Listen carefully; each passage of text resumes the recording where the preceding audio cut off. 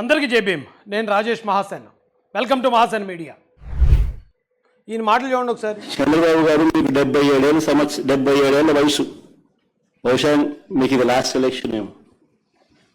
ఎప్పటి నుంచో ఇదే మాట అండి.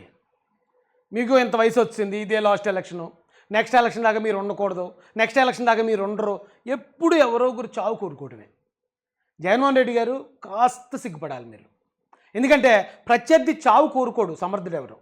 ప్రత్యర్థిని ఓడించాలని చూడాలి తప్ప ఆయన చనిపోతే మనం అందరం ఎక్కియచ్చు, ఆయన ఎలాగన్నా చనిపోతే బాగుండును. ఏం పద్ధతి అండి ఇది? ఎందుకు చావుల గురించి? 100 సంవత్సరాలు వచ్చిన వాళ్ళు కూడా హ్యాపీగా బతికే వాళ్ళు ఉన్నారు, 40-50 సంవత్సరాలకే అర్ధాంతరంగా పోయేవాళ్ళు ఉన్నారు. కాబట్టి వయసుకి చావుకి సంబంధం ఏంటి?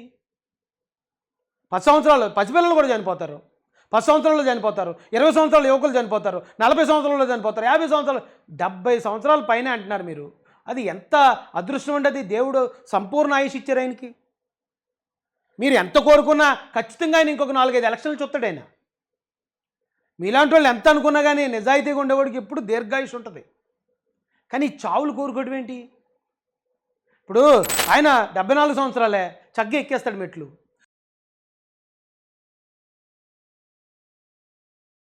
మీకు 50 సంవత్సరాలే అంటారు, 55 ఎన్నో. మీరు కొబ్బరికాయ కొట్టాలంటే ఆ రాయి తీసి పైకి నిలబెట్టాలి. హెలికాప్టర్ ఎక్కాలంటే మీకు తెచ్చి నిచ్చెన వేయాలి. ఎలా ఉన్నాం మనం ఈ వయసులో? ఇప్పుడున్న తరంలో ఆరోగ్యాలు ఎలా ఉన్నాయి? 50 దాటిన దాంట్లోకి అన్నీ స్టార్ట్ అయిపోతున్నాయి కదా. కానీ ఆయన ఆ ఏజ్ వచ్చిన తర్వాత కూడా మీలాంటి ప్రత్యర్థుల్ని 10ల సంఖ్యలో 20ల సంఖ్యలో చూశాడు ఆయన. అయినా ఆయన అలా స్థిరంగా శిఖరంలో నిలబడ్డాడు. మనం మారుతున్నాం తప్ప ఆయన మారట్లే.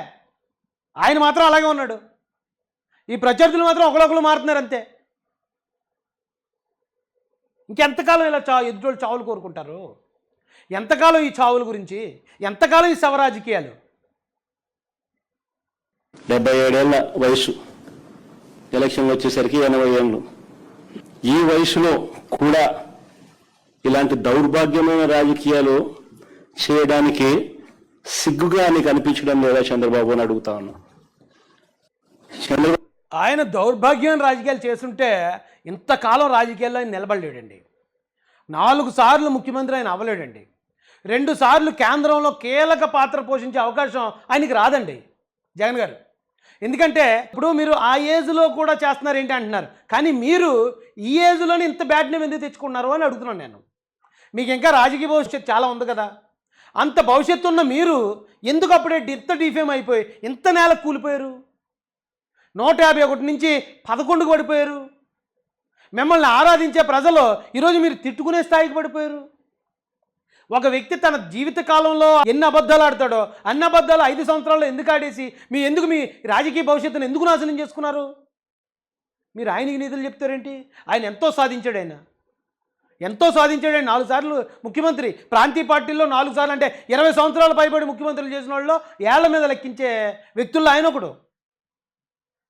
ఆయనకి మీరు ఏదో గుడ్డొచ్చి పిల్లనెక్కిరించినట్టు మీరెళ్ళి ఆయనకి చెప్తారండి నీతులు. ఆయన ఎలాంటి రాజకీయాలు చేయాలో మీరు చెప్తారు ఎందుకు? మీరు ఒక ఫెయిల్యూర్ పొలిటీషియన్. మీరు ఒక్కసారి లక్కీగా అబద్ధాలతో గెలిచి యాక్సిడెంట్లుగా, రెండోసారి నేలమట్టం అయిపోయిన పొలిటీషియన్ మీరు. సక్సెస్ఫుల్ పొలిటీషియన్ ఆయన. ఈరోజు రాష్ట్రంలో 1 కోటి మంది ఉన్నారు. అలాగే దేశ విదేశాల్లో తెలుగుదేశం కరుడుగట్టిన కార్యకర్తలు ఉన్నారు.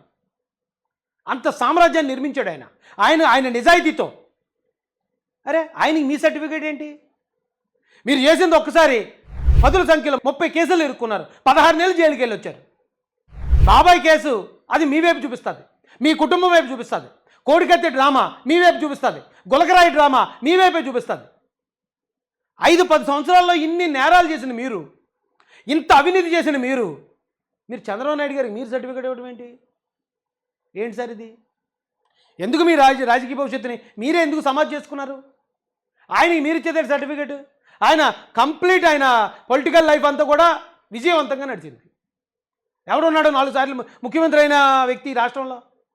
One and only Nara Chandrababu Naidu. ఆయన ఒక్కడే ఉన్నాడు. ఆయనకి మీరు చెప్పేది ఏంటండి? మీ బతుకు మీరు చూసుకోండి, మీ భవిష్యత్తు మీరు చూసుకోండి. ఈ మధ్యకాలంలో చంద్రబాబు నాయుడు గారికి ఒక అంశం మీద ప్రస్తావన వస్తే చాలు ఆయన బీపీ పెరుగుతూ ఉంది. పొరపాటున చంద్రబాబు నాయుడు గారికి ఎవరైనా కూడా నిద్రలో మావిగన్ అని అన్నారంటే చాలు బహుశా గుండాకి వెళ్ళిపోతాడు. ఇక్కడ కూడా ఆయన చనిపోవాలనే, ఇక్కడ కూడా ఆయన చావు గురించే. ఇక్కడే మీ చేతగానితనం కొట్టొచ్చినట్టు కనిపిస్తుందండి. ఎప్పుడైతే ఇక చంద్రబాబు నాయుడు గారు ఉంటే నాకు రాజకీయ భవిష్యత్తు ఉండదో, నన్ను ఎవరో దేకరో, ఇక అయిపోయింది నా సినిమాని మీరు భయపడినంతకాలం ఆయన చావు కోరుకుంటారు మీరు. కానీ మీలాంటి వాళ్ళందరూ ఆయన చావు కోరుకున్నంతకాలం ఆయన ఆయుష్ ఇంకా పెరుగుతూనే ఉంటుంది. మావిగాన్ అంటే ఆయన గుండాకి పోద్దా. మీరు మావిగాన్ అన్న తర్వాత మీ పార్టీలోని చాలామంది మేమే చిరగబడ్డారు.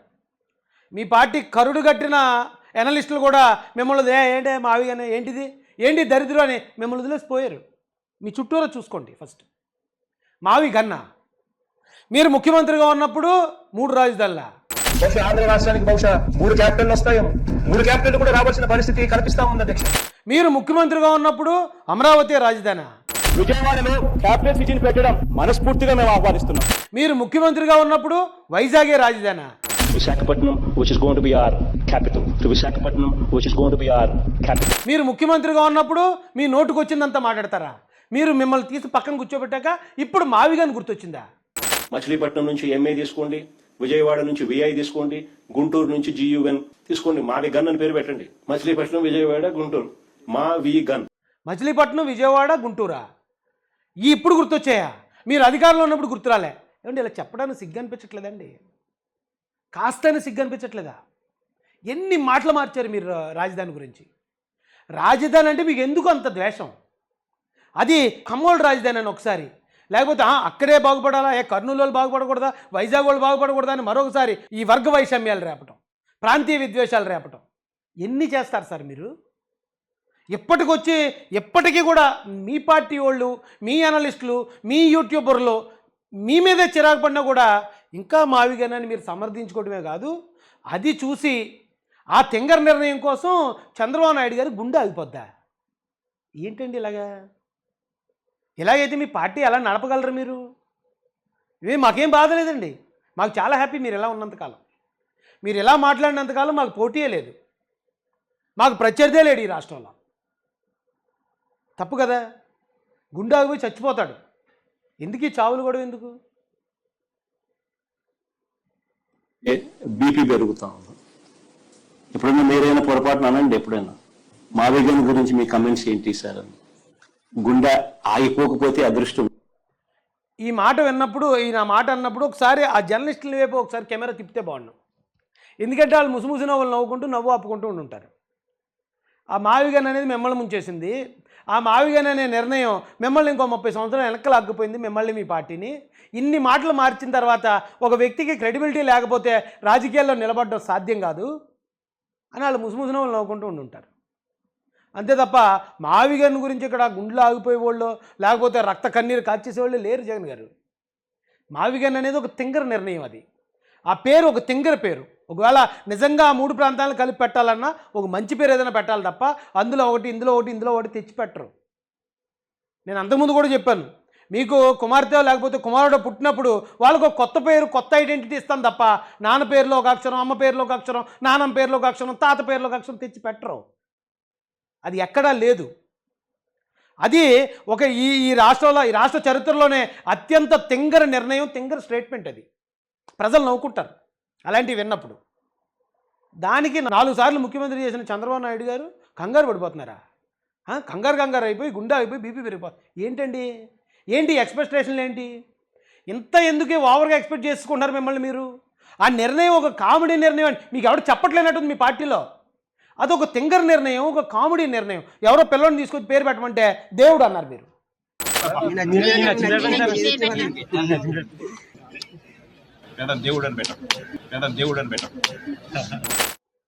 అది ఎంత కామెడీగా ఉండి అప్పుడు నవ్వుకున్నారో, ఇప్పుడు ఈ రాజధానికి మీరు పెట్టిన పేరు కూడా అంతే కామెడీ అండి. అది మీకు ఎందుకు అర్థం కావట్లేదు సార్? పిల్లలు కనడానికి చంద్రబాబు నాయుడు గారు అన్నారట, కానీ వాళ్ళు కనలేదట. అందుకని వాళ్ళు కనుకుంటే మమ్మల్ని ఎలా కనమంటాం అంటున్నారు. పోనీ వాళ్ళు కనలేదు, ఇప్పుడు మిమ్మల్ని అయితే కనమనలేదు కదా ఆయన. ఎవరిని కూడా గన్బెట్టి మీరు పిల్లలకి అంటారు లేదని అనలేదు కదా.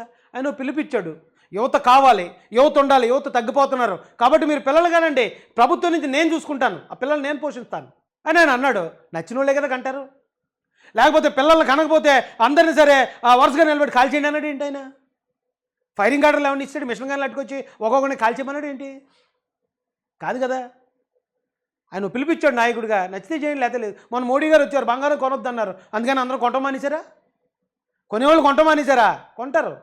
ఒకవేళ ఎవరన్నా ఆలోచించి ప్రధానమంత్రి గారు చెప్పారు కాబట్టి ఈ టైంలో కొనకూడదంటే కొనరు. లేదు ఇప్పుడు పెళ్ళి ఉంది లేకపోతే ఇంకోటి ఉంది కొని తీరాలన్న వాళ్ళు కొంటారు. ఒక మాట చెప్తారు నాయకుడిగా, నచ్చితే చేస్తాం, నచ్చకపోతే చెయ్యం. దానికేంటి? దానికి కూడా ఇంత పెద్ద ఎలివేషన్ ఎందుకు? అదేదో ఆయన చేసిన నేరం అన్నట్టు ఏంటిది? మీరు ఒక మాజీ ముఖ్యమంత్రి, ఆ స్థాయిలో ఉండాలి కదా మీ మాటలు.